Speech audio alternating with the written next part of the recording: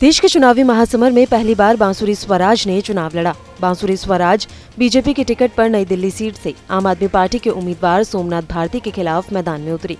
स्वराज दिवंगत और पूर्व विदेश मंत्री सुषमा स्वराज की बेटी हैं।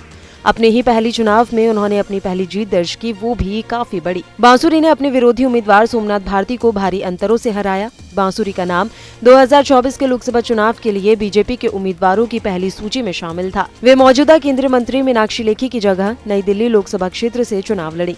टिकट मिलने के बाद बांसुरी ने कहा था कि मां जीत गई थी, मैं भी जीत जाऊंगी।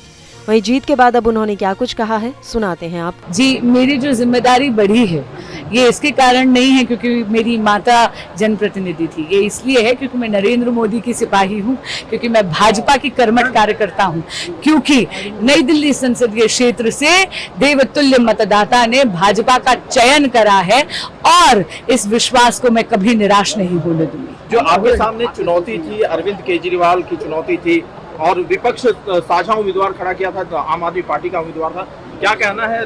जो रोड मैप अरविंद केजरीवाल देते हैं और फेल हो जाते हैं, तीसरी बार 7-0 का स्कोर है। देखिए, मैं कहूंगी कि किसी प्रकार की चुनौती नहीं, ये मैं चुनाव प्रचार में भी कह रही थी कि माननीय मुख्यमंत्री अरविंद केजरीवाल जी 2014 में भी प्रचार में थे, 2019 में भी प्रचार में थे। जानकारी के मुताबिक बांसुरी स्वराज भारत की सर्वोच्च न्यायालय में वकील हैं। उन्होंने जानी मानी ऑक्सफोर्ड विश्वविद्यालय से कानून की पढ़ाई की है। अपने करियर को आगे बढ़ाने से पहले उन्होंने इंग्लैंड के वारविक विश्वविद्यालय में अंग्रेजी साहित्य का अध्ययन भी किया हुआ है। पहली बार लोकसभा चुनाव लड़ रही बांसुरी स्वराज अपनी दिवंगत मां सुषमा स्वराज को प्रेरणा और मार्गदर्शक मानती हैं।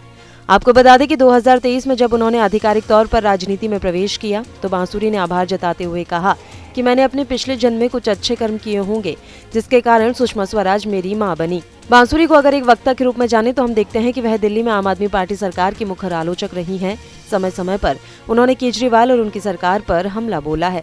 नई दिल्ली लोकसभा क्षेत्र के बारे में आपको बता दें कि ये देश के सबसे पुराने और सबसे महत्वपूर्ण चुनावी निर्वाचन क्षेत्रों में से एक है और लंबे समय से भारतीय जनता पार्टी का गढ़ रहा है।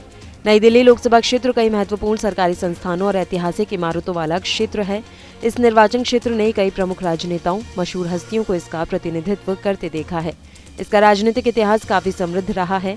यह निर्वाचन क्षेत्र अपने हाई प्रोफाइल चुनावों के लिए जाना जाता है। 1951 में स्थापित नई दिल्ली लोकसभा निर्वाचन क्षेत्र को दिल्ली के 7 संसदीय क्षेत्रों में सबसे पुराना होने का गौरव हासिल है।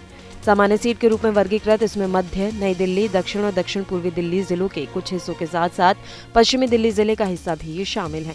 तो आपको हमारा ये वीडियो कैसा लगा, हमें कमेंट बॉक्स में जरूर बताएं। देश दुनिया की तमाम और यूपी उत्तराखंड की हर छोटी बड़ी खबरों के लिए न्यूज़ स्ट्रीट चैनल को सब्सक्राइब करना ना भूलें।